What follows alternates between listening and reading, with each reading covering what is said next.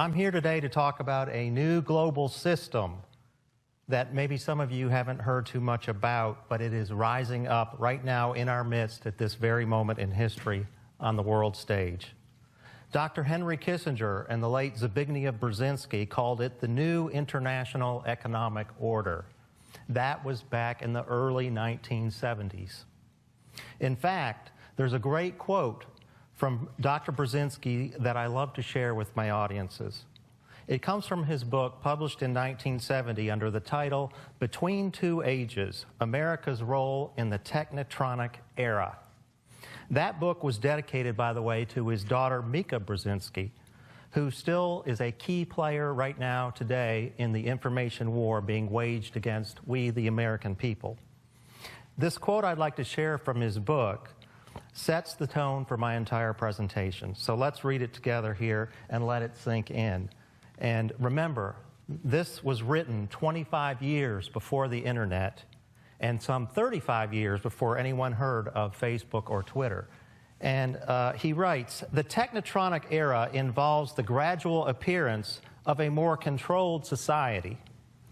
Such a society would be dominated by an elite, unrestrained by traditional values.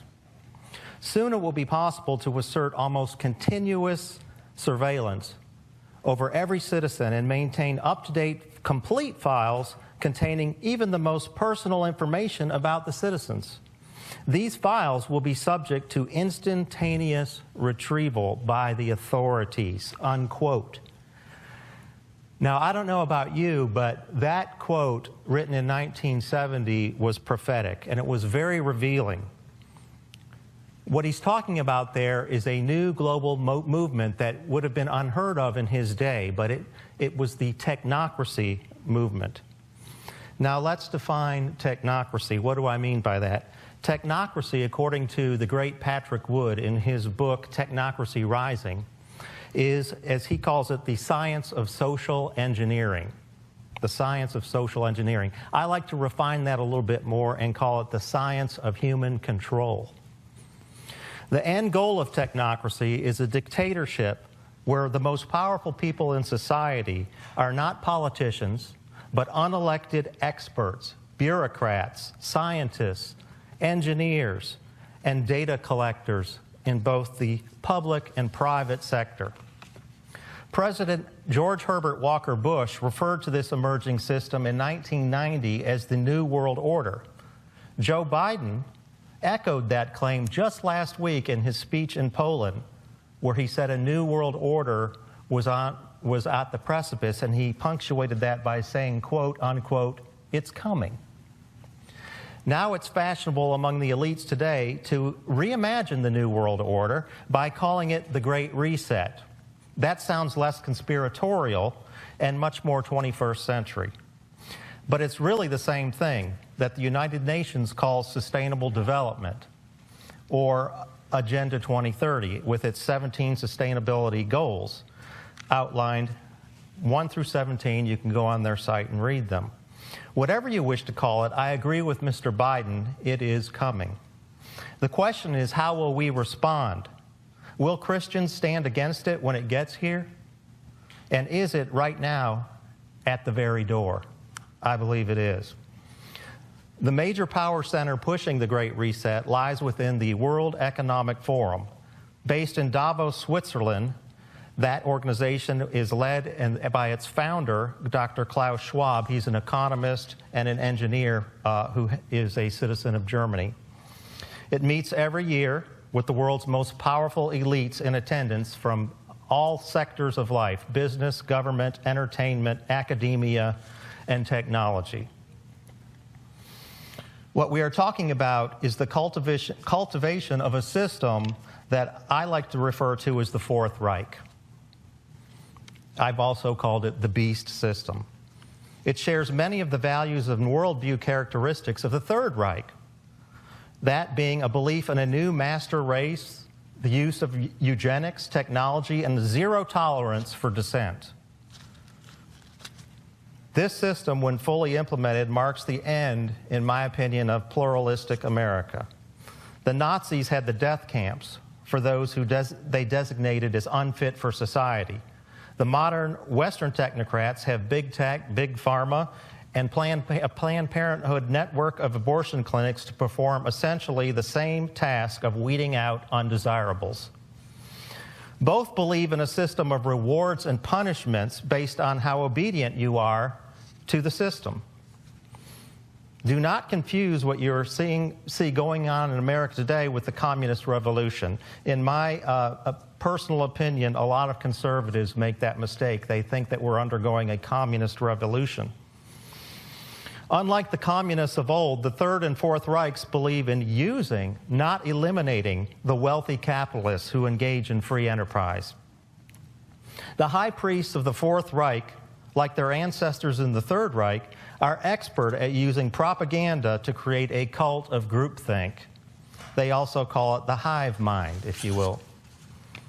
The difference is that the Third Reich would throw you in a concentration camp if you did not conform to the propaganda messaging, whereas the leaders of the Fourth Reich would prefer to cancel you from your job, cancel you from your health care, your educational opportunities, and eventually they plan to cancel your bank account and therefore your ability to buy and sell. This will be all done through what? Digital health passports, digital money, and a little QR code on your cell phone. Eventually, it will go under your skin. Klaus Schwab says we should expect a new type of human being coming into emergence who will thrive in this type of a society. Under this system, you have no rights, only privileges. Driving a car, owning a single-family home or a family farm, owning a firearm, even having access to health care or a bank account will all be among the privileges you will either qualify for or you won't. Biden, just 2 weeks ago, Joe Biden issued an executive order calling on several federal agencies to formulate a plan to create a new digital dollar, which will be designed to eventually replace our physical paper currency. This new currency will not only be digital, it will be programmable and trackable. That means everything you buy, where you bought it, how much you paid, will be tracked by the government in real time. Such privileges will be doled out based on how obedient you are to the state and its corporate partners. Remember that part, corporate partners. What happened to the truckers in Canada when they did not stop their protests when they were told to get out of the streets? The government talked it over with the banks, and boom, within hours, their bank accounts were closed. Pay attention to how everything today is done in the name of PPPs. What are those? Public-private partnerships. Governments working in concert with private corporations. This is a much more powerful way of coercing their subjects to obey, especially in nations like the U.S., where we have a strong constitution and a history of limited government. Where the government is prevented from acting, they simply hand the ball off to their corporate partners, which employ millions of Americans and sign their paychecks. How did they get people to take the unproven experimental vaccine? They simply threatened their jobs. Now, if I can switch to our next slide here. I've got to force behaviors. At BlackRock, we are forcing behaviors. That man right there is Larry Fink. He is the president, founder, and CEO of the world's most powerful corporation, BlackRock. BlackRock owns between 4 and 6, up to 10% or more of almost every major company in the world that you can think of. And what was he talking about here? Forcing behaviors.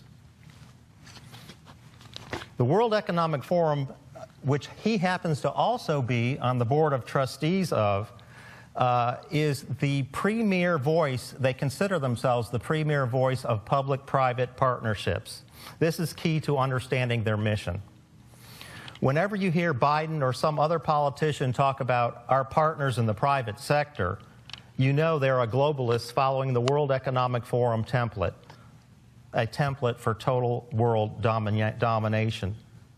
They do not represent you, the voter. They represent the interests of transnational corporations and the World Economic Forum. That's why the COVID response led to the demise of so many small businesses, while it was a gravy train for companies like Amazon, Walmart, Costco, and Home Depot. Look at the response to the recent invasion of Russia into Ukraine. This was the first time in human history we saw a complete synchronization of government and private corporations. No sooner did the government say we want to put sanctions on Russia, and McDonald's, GE, all the major companies pulled immediately out of Russia and announced it with much fanfare. Now, the other thing we need to know about the people at the World Economic Forum is they are very much into the transhumanist agenda. They have no regard for humanity. They have no regard for personal liberty or the pursuit of happiness by independent, critical thinking citizens. God created us with a free will, right? But under the technocratic movement, you are denied ownership over everything. That includes not just your physical assets, but your body and even your mind. They say you will own nothing, have no privacy, but somehow you'll be happy. The new definition of happiness, of course, is you accepting the idea that you are no longer in control of your own body or thoughts. They tell you that the size of your house, they tell you what size of house you can live in, what type of car you can drive, how much energy you should be able to use per year, what your carbon footprint will be, right down to what you can eat. Meat, as the Hoffs hinted in their presentation, meat is now evil. Gas-powered vehicles are evil. They intend to basically price you out of all these options as a middle-class American. The idea is to coax you into behavioral changes, as Larry Fink suggested. When the carrot doesn't work, they will switch to the stick. This requires, as Klaus Schwab says, changing not only our way of thinking, but changing you physically. How? By creating transhumans, or what they call humanity 2.0. How many of you are familiar with transhumanism? Transhumanism is the merging of man with machine to form a new hybrid being, no longer fully human in the way that we think of humanity today. It's a whole new species. In their view, it's the process, it's the next stage of evolution. This will be achieved through gene editing and artificial intelligence driven by computer algorithms. Take a listen to what Mr. Schwab had to say about this subject, and this was back in 2016.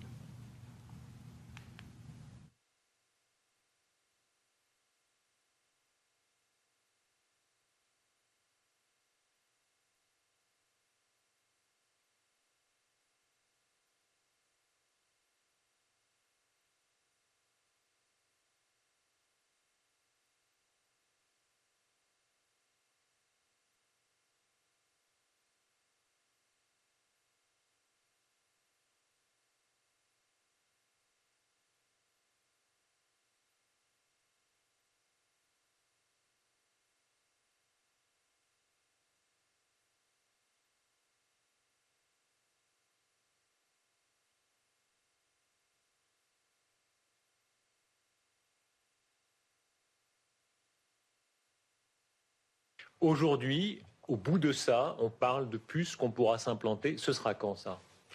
Certainement dans les 10 années à venir. Et d'abord, on va les implanter dans nos vêtements, c'est-à-dire wearables, comme on le dit. Et après, on pourrait s'imaginer qu'on les implante dans nos cerveaux ou dans notre peau. Et à la fin, peut-être il y a une communication directe entre notre cerveau et le monde digital. Ce que nous voyons, c'est une sorte de fusion du monde physique, digital et biologique. On appelle quelqu'un, on n'a même plus le réflexe de devoir prendre un appareil, ça se fait naturellement. Hein. La technique continue le corps. Oui, vous parlez et vous dites, je veux maintenant être connecté avec n'importe qui. Et d'abord, vous avez les robots personnalisés. Et j'ai vu que M. Zuckerberg a prédit qu'à la fin de l'année, il va avoir son robot, son butler personnalisé qui est à sa disposition. Donc, comme dans Downton Abbey, on aura son butler personnel, son serviteur, son esclave. Oui, mais il y a une différence. C'est un serviteur qui, avec l'intelligence artificielle, apprend. Et qui n'est pas seulement votre assistant pour des travaux manuels, qui peut vraiment être un partenaire intellectuel de vous. Okay, so you get an idea there of what he's thinking about in terms of transhumanism. I didn't mean to skip over this one here.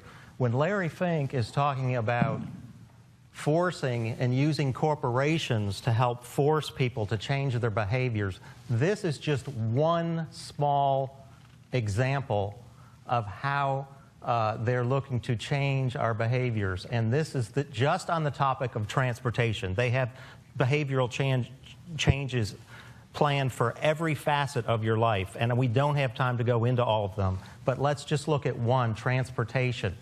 And Pete Buttigieg, by the way, is our transportation secretary right now. He is a graduate of Klaus Schwab's Young Global Leaders program at the World Economic Forum. These are the policies that he is pushing.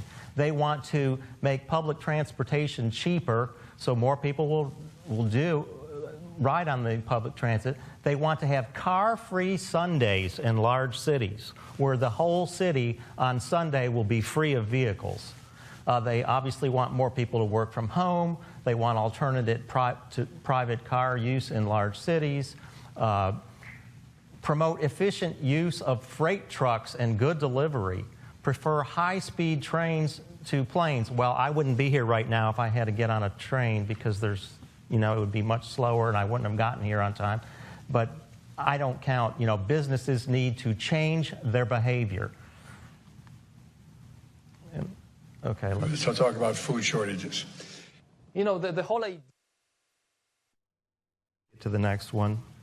Now, when we listen to Mr. Schwab and his frankly bizarre ideas about connecting people's brains to the internet, where does he get these ideas? Well, I did a little research and found out that they're not his own, even though he came out with a book, COVID-19 and the Great Reset, within basically 2.5 months of COVID being discovered on the world scene. He came out with a book saying we need to use COVID to bring in these new ways of controlling people.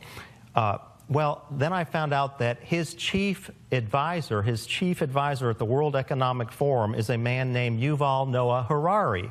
And Mr. Harari is an interesting character. He is a professor of history at a university in Jerusalem, in Israel.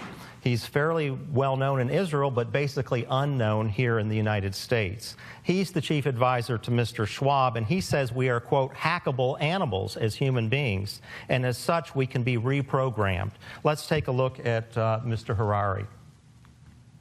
The whole idea that humans have, they have this soul or spirit and they have free will and nobody knows what's happening inside me. So whatever I choose, whether in the election or whether in the supermarket, this is my free will, that's over. Free will, that's over. That's over. Over. Today, we have the technology to hack human beings on a massive scale. Yeah, everything is being digitalized. Everything is being monitored. In this time of crisis, you have to follow science. It's often said that you should never allow a good crisis to go to waste, because a crisis is an opportunity to also do good reforms that in normal times people will never agree to. But in a crisis, you see, we have no chance. So let's do it. Vaccine won't help us go to the test, of course. The vaccine will help us, of course. It will make things, more manageable. Surveillance, people could look back in 100 years and identify the coronavirus epidemic as the moment when a new regime of surveillance took over, especially surveillance under the skin, which I think is maybe the most important development of the 21st century, is this ability to hack human beings, to go under the skin, collect biometric data, analyze it, and understand people better than they understand themselves. This, I believe, is maybe the most important event of the 21st century. By hacking organisms, elites may gain the power to re-engineer the future of life itself. Because once you can hack something, you can usually also engineer it. Natural selection is replaced by intelligent design. The era of inorganic life is now beginning. In the coming decades, AI and biotechnology will give us godlike abilities to re-engineer life and even to create completely new life forms. We are about to enter a new era of inorganic life shaped by intelligent design. Our intelligent design. Okay, so that is bizarre sounding, I know, but please do not make the mistake of thinking that this young man, I think he's about 45, is just sort of a pie-in-the-sky daydreamer. This is the guy that the world's elites have called a prophet. Barack Obama called him his favorite author. He's been praised by Bill Gates, Mark Zuckerberg, and of course Schwab. And so this is a man that we should listen to because while what he's saying sounds bizarre, he's thinking 2, 3, 5 to 10 years down the road. So while the God of the Bible has created you in his image with a body, soul, and spirit, people like Schwab, Gates, and Harari deny all of that. They do see the essence of the human being as triune, similar to the body, soul, and spirit. But instead of that, they see a physical, biological, and digital identity. You saw Schwab referring to that and saying in the Fourth Industrial Revolution, which is upcoming, part of the Great Reset, these three identities, your biological, physical, and digital identity, will all be fused into one. This is Satan's, in my opinion, this is Satan's counterfeit, a perversion of God's crowning achievement in creation. Satan is using transhumanism, seeking to recreate the human species according to man's idea of what makes the perfect person. Are you starting to see now this system differs from standard communism? This is why I say we are not being taken over by communists. They're simply one of the many tools on the way to a technotronic utopia. Useful idiots, if you will. We are being taken over by something even more sinister. Global predators who adhere to a type of fascism, only I believe it's much more subtle than World War II German version of fascism. The modern technocratic dictatorship operates under the assumption that the best slave is one who thinks he is free.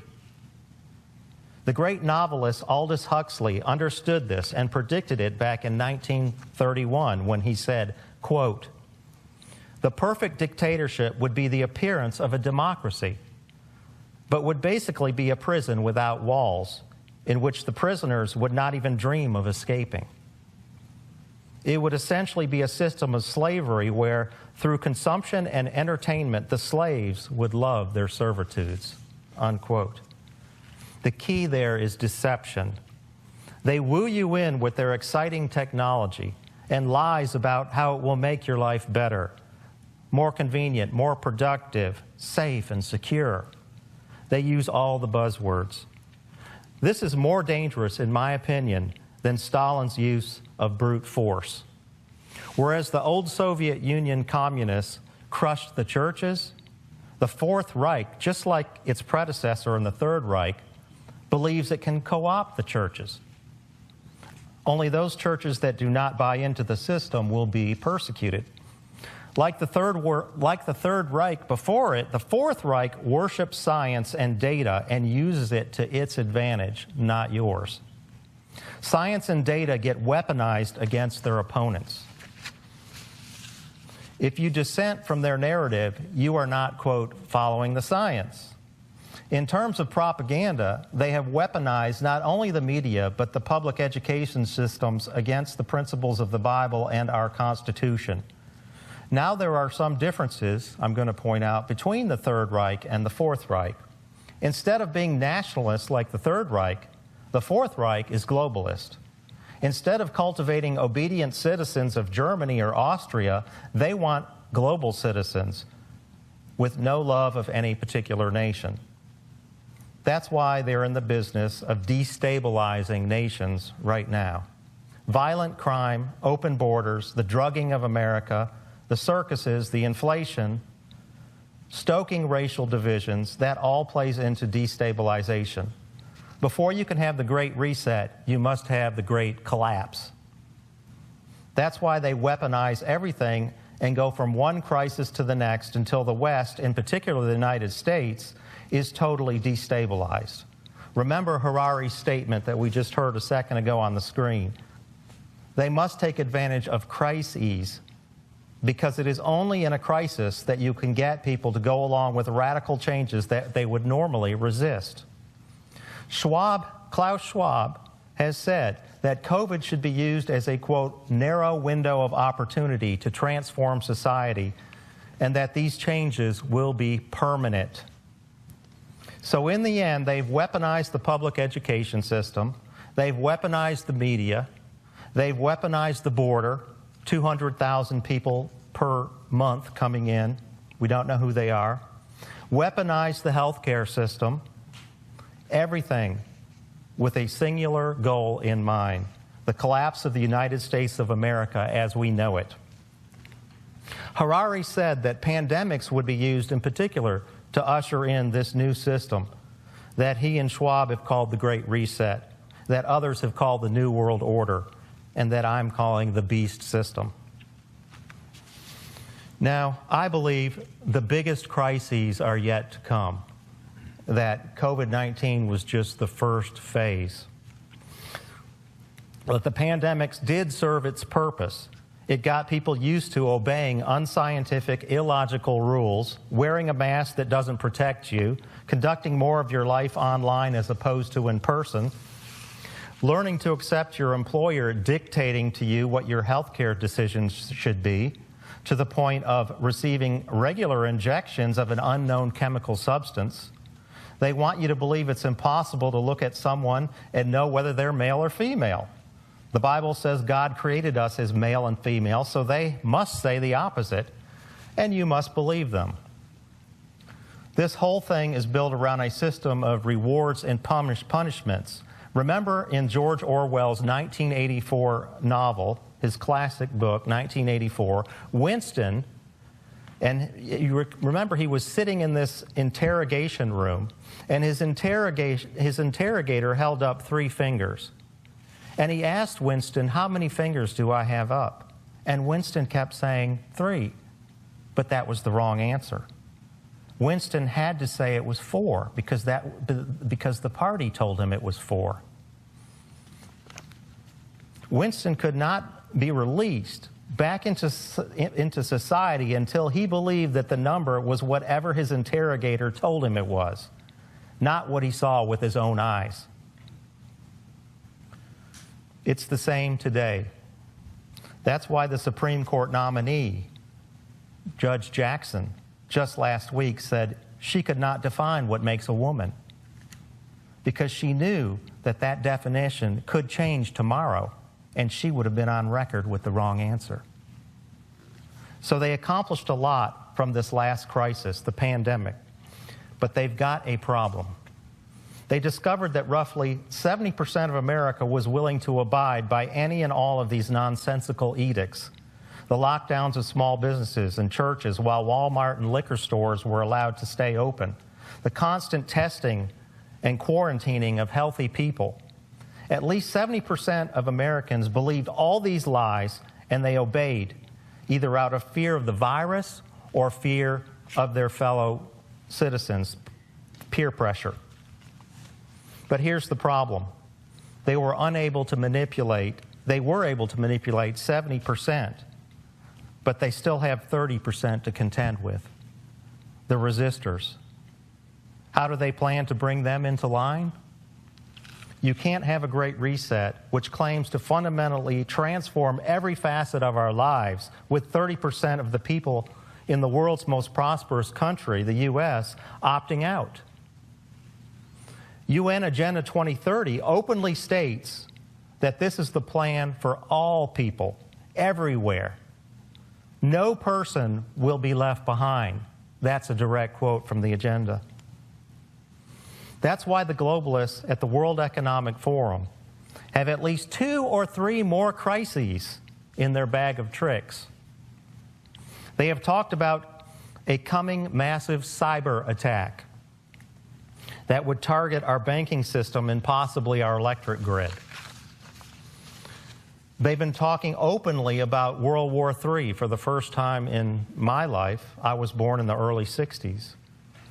World War III with Russia. They've been talking about severe food shortages. No one alive in America has ever heard this kind of talk from an American president, but now we're hearing it from Joe Biden. So talk about food shortages. And it's going to be real. The price of these sanctions is not just imposed upon Russia. It's imposed upon an awful lot of countries as well, including European countries and our country as well. And because both Russia and Ukraine have been the breadbasket of Europe in terms of wheat, for example, just to give you one example. But we had a long discussion in the G7 with both the United States, which has a significant, the third largest producer of wheat in the world, as well as Canada, which is also a major, major producer. And we both talked about how we could increase and disseminate more rapidly food shortages. And in addition to that, we talked about urging all the European countries and everyone else to end trade restrictions on sending limitations on sending food abroad. And so we are in the process of working out with our European... Because he will drone on forever. I'll come. There's no better way to destabilize a nation, a region, or the world than to create food shortages. And here you have a president admitting that his own policy is going to create food shortages.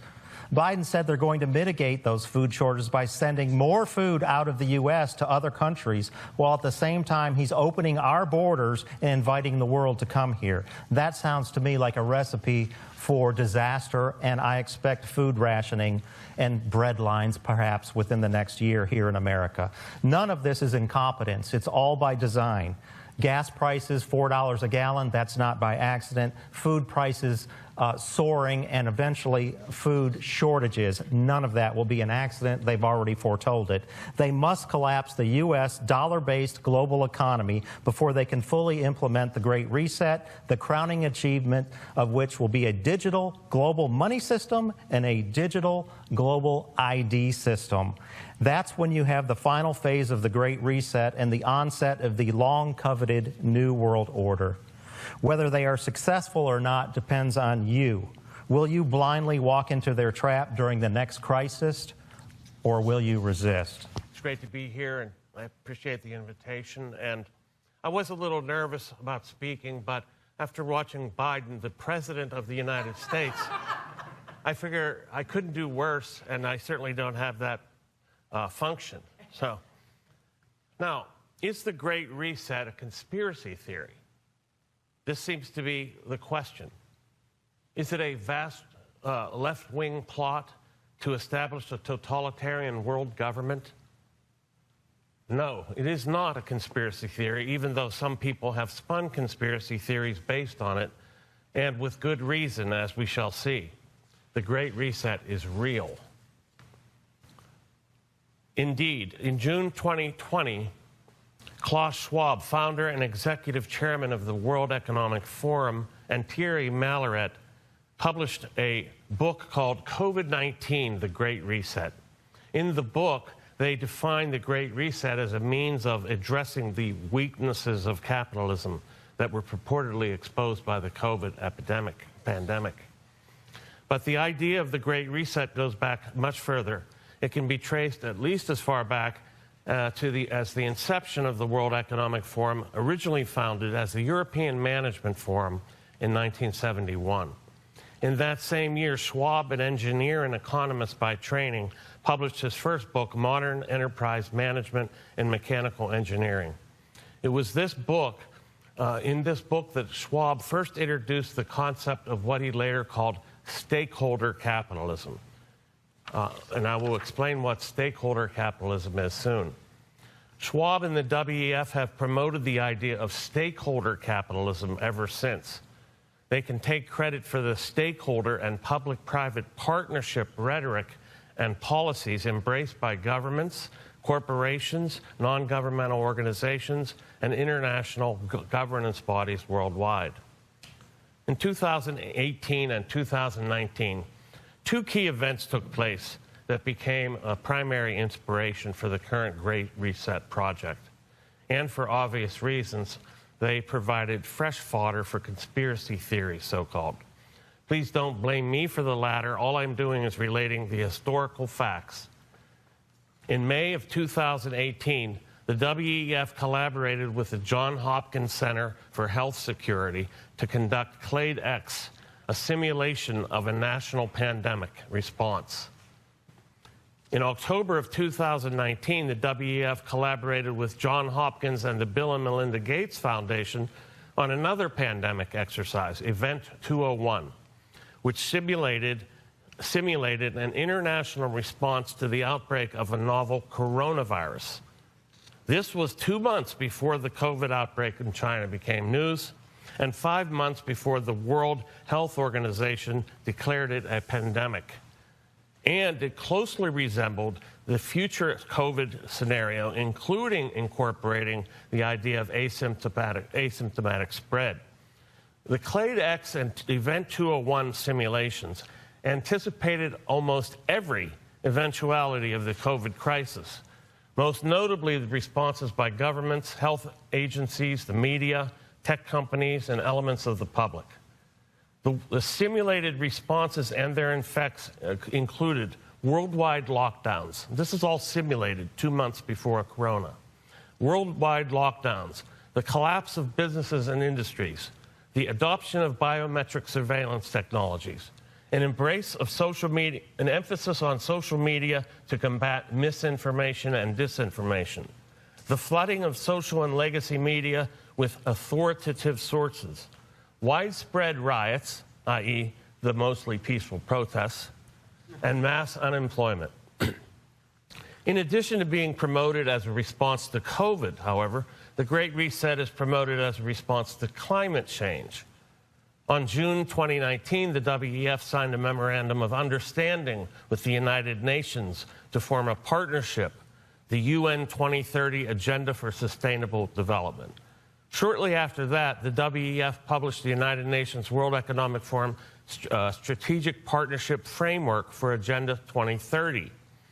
They promised, the WEF did, to finance the UN's climate change agenda and committed the WEF to help the UN meet the needs of the fourth industrial revolution, discussed by Leo, including providing access and expertise for digital governance. In June 2020, at its 50th annual meeting, the WEF announced the Great Reset's official launch. A month later only, Schwab and Malaret published their book, COVID-19, The Great Reset. In this book, they declared, and I looked up this word opportunity, and they used the word opportunity 17 times. I'll give you a few examples. They declared that COVID represents, quote, an opportunity that can be seized, that, quote, we should take advantage of this unprecedented opportunity to reimagine our world, that the moment must be seized to take advantage of this unique window of opportunity, that for those fortunate enough to find themselves in industries naturally resistant to the pandemic, think here of big tech companies like Apple, Google, Facebook, and Amazon, the crisis was not only more bearable, but even a source of profitable opportunities at a time of distress for the majority. The Great Reset aims to usher in a bewildering economic amalgam. Schwab's Stakeholder Capitalism, and this is the title of one of his books, which I have called, and you'll understand why as I explain this, corporate socialism, and which Italian philosopher Giorgio Agamben has called communist capitalism. In brief, stakeholder capitalism involves the behavioral modification of corporations to benefit not only shareholders, but stakeholders, individuals or groups that supposedly stand to benefit or lose from corporate behavior. They make it sound very benign, and they use very euphemistic language. Stakeholder capitalism, however, involves corporate reporting and control of every aspect of doing business, including what businesses may produce, what materials they may use, including what kinds of persons they may hire, what kind of identity these persons have. And then they also require, stakeholder capitalism requires not only corporate responses to pandemics and ecological issues such as climate change, but also rethinking their commitments to already vulnerable communities within their ecosystems. What they're talking about there is the social justice aspect of the Great Reset. The hiring and promotion of supposedly beleaguered minorities or affirmative action on steroids, effectively. Basically, this idea that they will control boards, the management, and so forth, and even the constitution of the employee base, regardless of capabilities. So, to comply with that, governments, banks, and asset managers use the Environmental, Social, and Governance Index. And what they use this for is to benefit the ESG-abiding companies, that is, those who abide by this index, and to squeeze non-woke corporations and businesses out of the market. This is a classic monopolization scheme. The ESG index is essentially a Chinese-style social credit system that is used to drive ownership and control of production away from the non-woke or non-compliant. Soon it will be applied to individuals. They're already floating the idea of the individual ESG score. How well do you abide by the environmental, social, and governance indexes? Now, one of the WEF's many powerful strategic partners who was mentioned already, BlackRock, Inc., the world's largest asset manager, they don't own all this stock. They manage the stock, and they control where the investments go. They're solidly behind the stakeholder model. In 2019, BlackRock Inc.'s CEO Larry Fink led a U.S. business roundtable during which the CEOs from 181 major corporations redefined the purpose of a corporation in terms of stakeholder capitalism, signaling the supposed end to shareholder-driven capitalism. This is significant. 181 major corporations have signed on to stakeholder capitalism. Now, the WEF has over 1,000 corporate partners, by the way.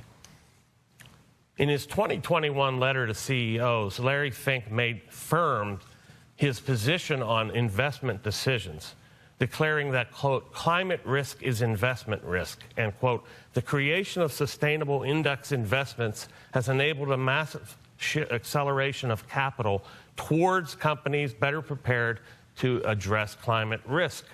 Fink promised a tectonic shift in investment behavior, an increasing acceleration of investments going to sustainability-focused companies. Now, this is the largest asset manager in the world. Fink warned CEOs, and because this will have such a dramatic impact on how capital is allocated, every management team and board will need to consider how this will impact their company's stock. Now, Fink's letter also urged every company to provide a net zero plan. And thus throwing down the stakeholder gauntlet, Fink echoed the menacing words of Klaus Schwab, who in June 2020 wrote, and I have to imitate him, every country from the United States to China must participate, and every industry from oil, gas to tech must be transformed. In short, we need a great reset of capitalism. Fink's 2022 letter to CEOs, The Power of Capitalism, strangely titled, continues the strong-armed advancement of stakeholder capitalism, suggesting that stakeholder capitalism has always been the modus operandi of corporations. According to Fink, stakeholder capitalism is not an aberration. It is not a social or ideological agenda, he says. He contends it is not woke. It is capitalism. Fink's recent letters to CEOs are more than reports or suggestions. They represent an implicit threat. Go woke or go broke. In their book on the Great Reset, Schwab and Malleret pit stakeholder capitalism against neoliberalism, as they call it, defining the latter as, quote, a corpus of ideas and policies favoring competition over solidarity, creative destruction over government intervention, and economic growth over social welfare, as if those are opposed, economic growth and social welfare. In other words, neoliberalism refers to the free market system, and this is what they want to get rid of. In opposing that system, stakeholder capitalism entails corporate cooperation with the state and vastly increased government intervention in industry. Proponents of the Great Reset hold neoliberalism responsible for all of our economic woes, but in blaming the free market, Schwab and company are actually complaining about the very thing that they're causing. The real problem is not capitalism or the free market. Corporatism, otherwise known as economic fascism, involves the politicization of the economy and the coordinated production and running of society by a consortium of dominant interest groups, or exactly what the WEF promotes. If anything, stakeholder capitalism is a form of corporatism. Furthermore, contrary to Fink's assertion, the corporatism that he advances does involve the exercise of corporate power and relies on state sanctions to produce a particular ideological and political agenda, and that agenda is wokeness. Woke capitalism is thus better thought of as woke corporatism or woke fascism. While approved corporations are not necessarily monopolies, the tendency of the Great Reset is toward monopolization, vesting as much control over production and distribution to as few favored corporations as possible, while eliminating industries and producers deemed non-essential or inimical, especially oil producers. So this is a vast monopoly scheme. Another way of describing the goal of the Great Reset is capitalism with Chinese characteristics. Now, this is a play on the Chinese Communist Party's own slogan, socialism with Chinese characteristics. What it really amounts to is what Murray Rothbard called state capitalism. And state capitalism is the system under which the state divvies out the control of all industries to preferred corporate cartels. In the case of the Great Reset, I call them the woke cartels. So what happened is in the 70s, after Mao's death, Deng Xiaoping basically said, we need to reformulate our economy. It's crashing, you know. It was a disaster. Production had gone down. The standard of living was falling. So, you know, all the wonders of Chinese economy really comes down to implementing a for-profit system controlled by the state. And they called it socialism with Chinese characteristics. The idea, they thought, was that this would only be a short period of time under which communism would be supplemented with capitalism. But after 100 years, after all these people were dead, in other words, after 100 years, then they could get to full communism. So they had to go through capitalism to get through communism, because this is what Marx said, that socialism only follows capitalism. It has to come first. Now, they said basically that China needed a capitalist booster shot. But stripped of its socialist pretensions, the Chinese system amounts to a socialist or communist state, increasingly funded by capitalist economic development. The Great Reset represents the development of the Chinese system in the West, only in reverse. whereas the Chinese political class began with a socialist political system and then introduced privately held for-profit production. The West began with capitalism and is introducing a Chinese-style political system now. Now, I don't think it's fascism. I think it's more like corporate socialism, and I'll explain why. This Chinese-style system includes vastly increased state intervention in the economy on the one hand, and the kind of authoritarian measures that the Chinese government uses to control its population on the other. Schwab and Mallaret write, if the past 5 centuries in Europe and America have taught us anything, it is that, quote, acute crises contribute to boosting the power of the state. It has always been the case, and there is no reason it should be different with the COVID-19 pandemic. So the draconian lockdowns, as we've already heard, were employed by Western governments. They managed to accomplish goals which corporate socialists in the WEF could only dream. Above all, the destruction of small businesses, eliminating competitors for corporate monopolists. In the U.S. alone, according to the Foundation for Economic Education, FEE, millions of small businesses closed their doors due to lockdowns, and Yelp data indicates that 60% of those closures became permanent. Meanwhile, companies like Amazon, Apple, Facebook, and Google enjoyed record gains. You know, it really vexed me. How was it that you had these massive capitalist corporations, Amazon, Facebook, Google, Twitter, all these, and they're espousing socialist rhetoric and promoting socialists on their websites? I explain all that. That's what I tried to solve, that riddle.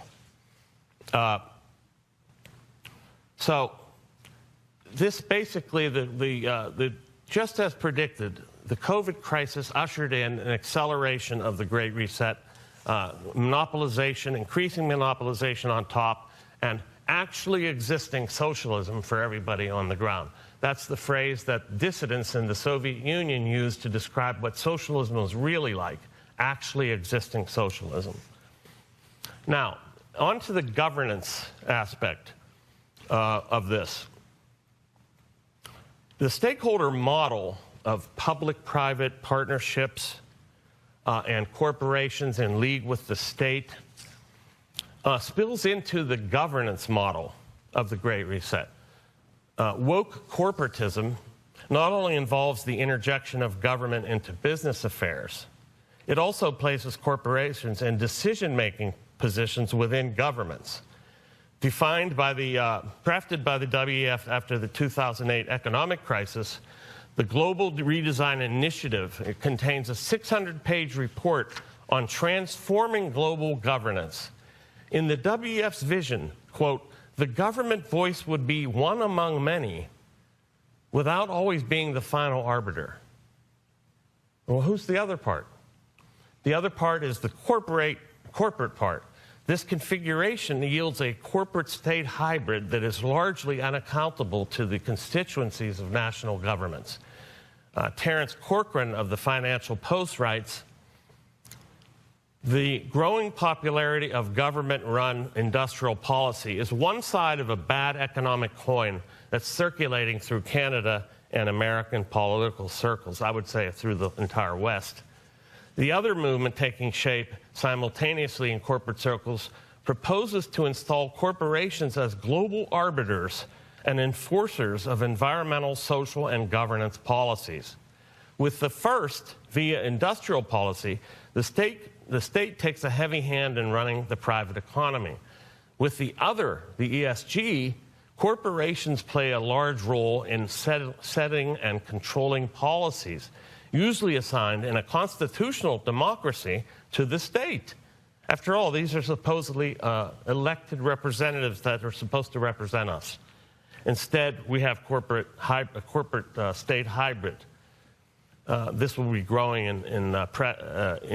in size as time goes on. We saw it already with the COVID crisis, the way corporations came in and acted as apparatuses of the state in order to punish and control the population.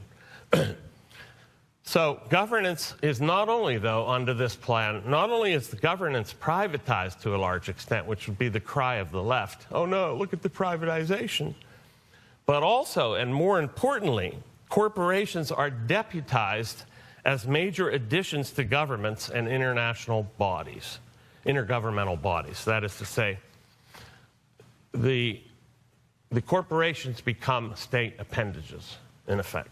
Thus, the Great Reset involves the surreptitious subversion of democratically elected governments. So this is how we can say, finally, why it is totalitarian in nature, because we don't have any say in what's happening, and it's totalizing. Now, we've heard a bit about the Fourth Industrial Revolution already, but I'll talk a little bit more about it. Most of the ideas for the Fourth Industrial Revolution came from people like Ray Kurzweil in his book, The Singularity is Near, and other such tomes, which vaunted the coming of this new transhuman individual, or non-individual, really, this new transhuman blob, really. So the Fourth Industrial Revolution is definitely part of this Great Reset, and Klaus Schwab wrote a book by this very title. The 4IR, as I'll call it for short, marks the convergence of existing and emerging fields, including big data, artificial intelligence, machine learning, quantum computing, genetics, nanotechnology, and robotics. The foreseen result will be, as Leo mentioned, the merging of the physical, digital, and biological worlds.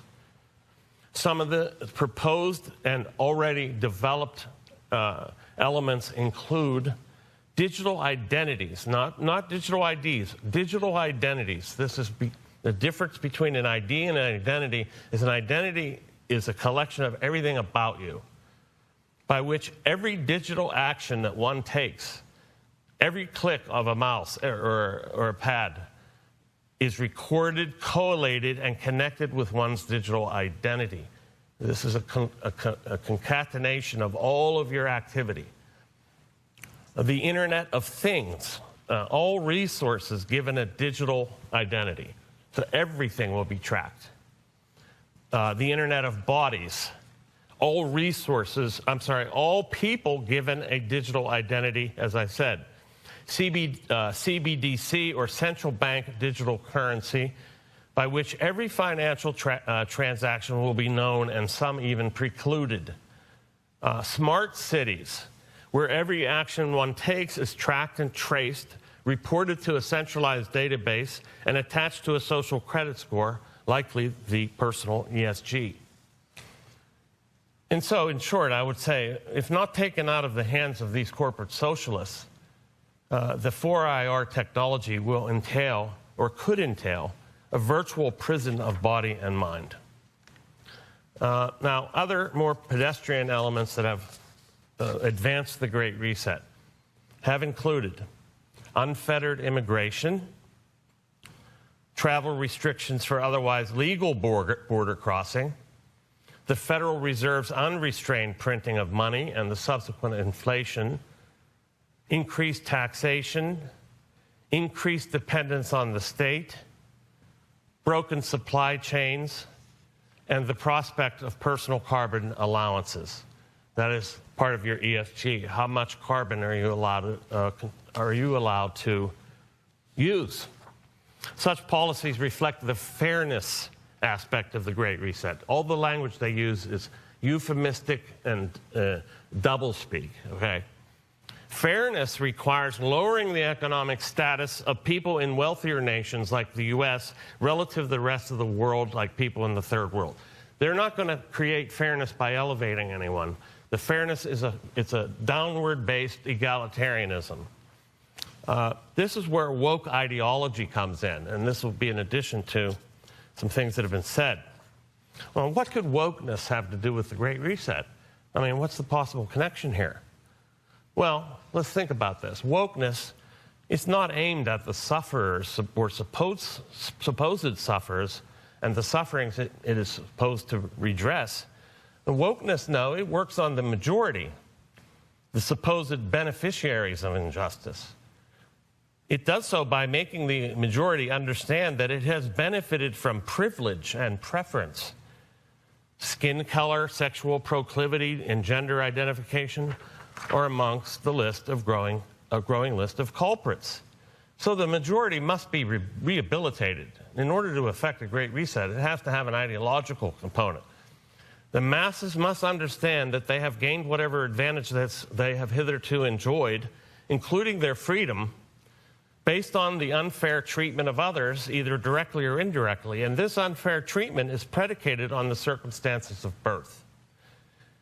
So what are the expected attitudinal and behavioral adjustments to be taken by the majority? They are to expect less, so much so that they will be expected to eat insects for protein instead of meat. And I'm not kidding. They advertise this, they publicize this on the World Economic Forum, and there are companies in Israel making this insect paste. And they're calling it biblical protein, by the way. Watch out for the lies. Wokeness works by habituating the majority to the reduced expectations of the Great Reset. It indoctrinates the majority into the propertyless future, for them at least, of the Great Reset objectives. So, let's back up a little bit. Is this Great Reset a conspiracy theory? I mean, is this just a conspiracy? I think that I've shown and we've seen this is an avowed plan. It has many discrete and moving parts. There are the economic parts, and that's very important. And I think the economics can be described as communist capitalism, corporate socialism, economic fascism, or state capitalism. All those things are effectively congruent. Then there is, of course, the governance part. All that has to do with is the way corporations and states become partners in governing, and the way governance is then basically offshored to corporations who bring their massive assets to the table, including the technological assets that help monitor, control, and collect data on each and every one of us. So that's what they bring to the table. And then, of course, there's the 4IR element, which is the technology aspect, and all of the various developments up to and possibly inclusive of transhumanism, which also includes the prospect, by the way, of using nanotechnology, what they call sort of smart dust, that you could actually not take voluntarily, but might be induced by a firm handshake or even floating in the air between you and someone else.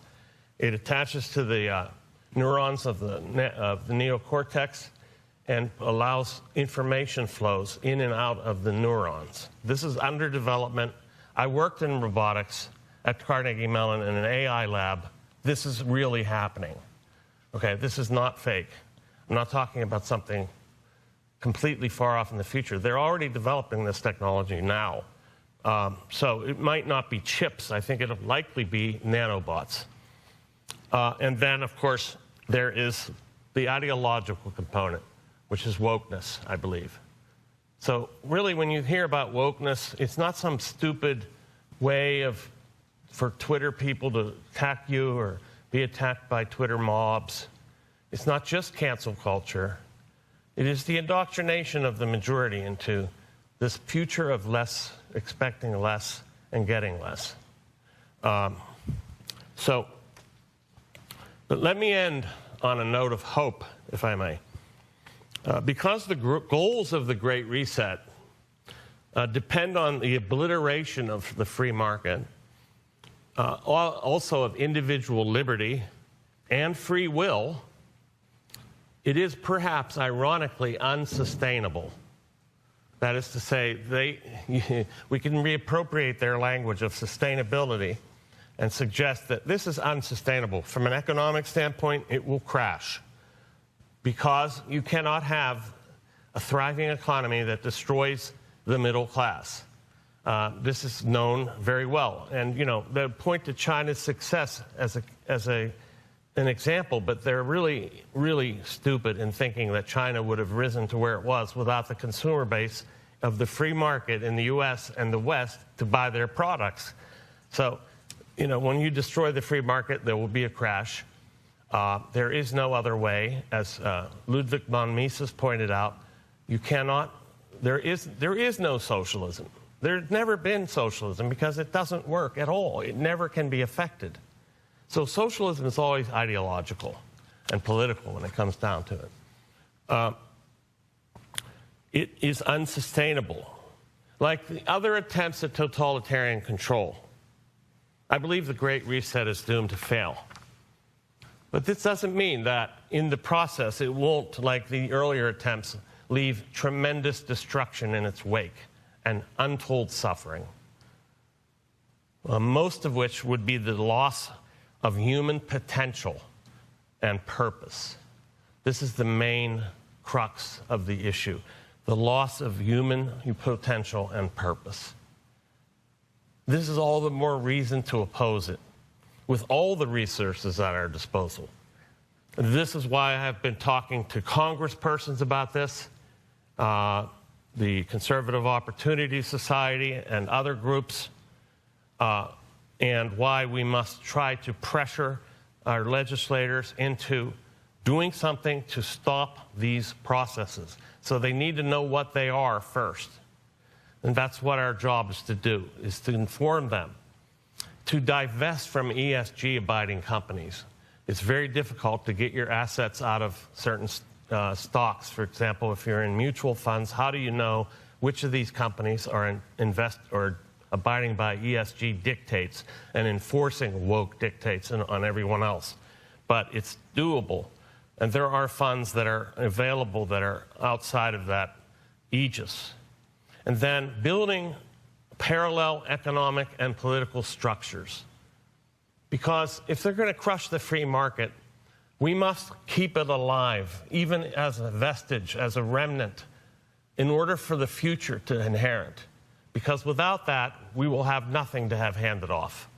We must keep the free market alive. We must do it by virtue of exchange and production. We must become, each of us, more entrepreneurial. Because you can't be canceled from yourself yet. And so the idea here is to become as independent economically as you can. I'm not saying everybody's got to be independently wealthy. I mean independently oriented and less reliant on institutions that could destroy you in a heartbeat. And there are many other things we should do, not the least of which is to pray, frankly, because we're up against a behemoth, a beast system, and it has to be stopped.